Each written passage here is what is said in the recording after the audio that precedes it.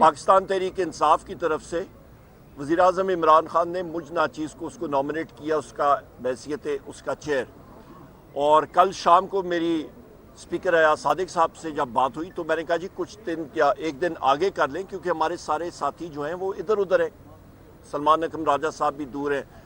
और उन्होंने कहा जी आज से शुरू कर लेते हैं। तो आज हमारे 3-4 मेंबर सिर्फ वहाँ पे मौजूद हैं, 7 की हमारी कमेटी है। और अभी तक मेरे यहाँ पे ट्रांजिट बेल्स और बाकी बेल्स जो हैं वो लगी हुई हैं। और केसेस कौन सी हैं आपने भाई पूछा कि जी मोटरसाइकिल चोरी के, और कौन सा आपने पूछा, फॉरेन एक्ट मुझ पे लगा हुआ है, फॉरेनर्स एक्ट भी लगा हुआ है और मोटरसाइकिल चोरी भी लगा हुआ है। फैसलाबाद में मेरे 3 मोटरसाइकिल चोरी किए, मेरे ख्याल है 2 या 1 जो है वो हसन अब्दाल में भी हो गए हैं। तो 5 मोटरसाइकिल जिस तरह के लीडर ऑफ द ऑपोजिशन को उन्होंने बना दिए कि जी बैनुल सूबाई मोटरसाइकिल गैंग का मेंबर। अच्छा, कोई दुकान तो नहीं खोल रहा है? मेरा ख्याल है मैं भी कर लूंगा सदर साहब, अभी मेरा ख्याल है मैं इस काम पे मतलब अभी करना पड़ेगा। तो ये हालात हैं और यहाँ पे मैं इस चीज़ को कंडेम करता हूँ जो मिलिट्री कोर्ट्स ने अपना डिसीजन दिया। जिस तरह सदर साहब ने बात की है कि, और मैंने ट्वीट भी की है और अपना वीलॉग भी इस पर रिकॉर्ड कराया कि जो आपके नॉर्मल नौयत के केसेस हैं वो आपने मिलिट्री कोर्ट्स के लिए किए। देखिए आपका बड़ा क्लियर है, सुप्रीम कोर्ट का एक फैसला है 1999 का 504, उस पे आपके जो आपका ट्राइकोटमी ऑफ पावर्स है, आपके 3 आपके सतून है, आपका अदलिया है, आपकी एग्जेक्टिव है और आपकी अल्लाह भला करे पार्लियामान है।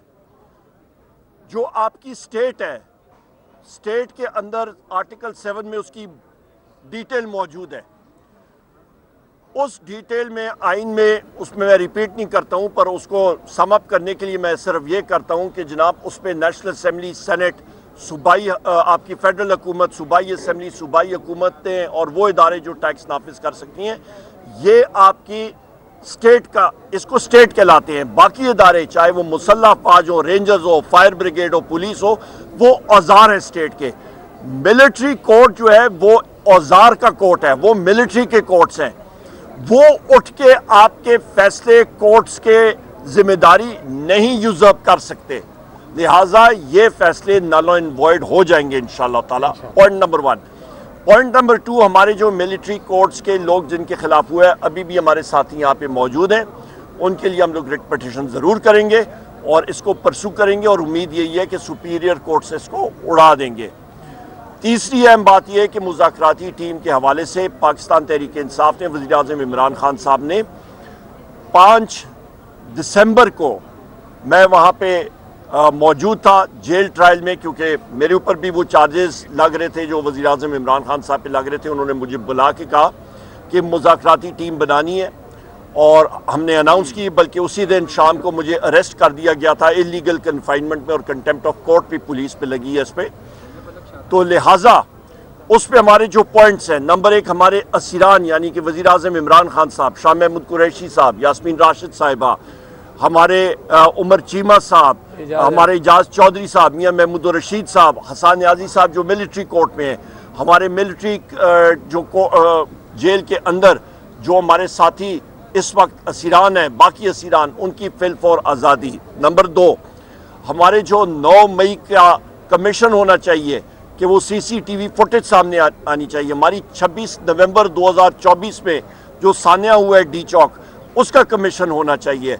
हमारे इसके साथ साथ जो इलेक्शंस हैं, इलेक्शन का प्रोसेस, उसका साफ शफाफ इंक्वायरी और fresh and free and fair election की तरफ हमें जाना चाहिए। ये वो ज़रूरी चीज़ें हैं जो हमने सामने रखनी है और इस पे हमारी तरफ से नेक नियति से हमने सारी चीज़ें सामने रखी हैं, क्योंकि आप मीडिया के तवज्जुह से मैं ये चीज़ वाज़े करना चाहता हूँ कि पाकिस्तान में तब तक इस्तेकाम नहीं आएगा जब तक आइन और कानून की बालादस्ती नहीं होगी। दुनिया इस वक्त इन्वेस्टमेंट नहीं कर रही है और उस पर हमें ताज्जुब नहीं होना चाहिए। PIA की बिड प्राइस उन्होंने बोली, उनका ख्याल था कि 85 अरब रुपए आया जनाब वाला 10 अरब रुपए भी नहीं। क्यों? क्योंकि दुनिया ने देख लिया है कि यहाँ पे अदम इस्तेकाम है, यहाँ पे आपका आइन और कानून है ही नहीं, सो लिहाजा वो क्यों यहाँ पे इन्वेस्टमेंट करें। सो लिहाजा पाकिस्तान को या आगे हमने तरक्की की रास्ते पे गामजन करना है تو free and fair election electronic voting machines کے ذریعے آنا چاہیے، اور اس کے ذریعے جو بھی حکومت آئے، ہم لوگ پی ٹی آئی کے لوگ ہیں، ہم لوگ ورکر ہیں، ہم لوگ نہیں کہتے ہیں کہ پی ٹی آئی کی حکومت آئے، نہیں، جو اس فری اینڈ فیئر الیکشن سے جو بھی حکومت آئے، جس کے پاس پاکستان کی عوام کا مینڈیٹ ہو، وہ 100 بسم اللہ آ کے ملک کو سنوارے۔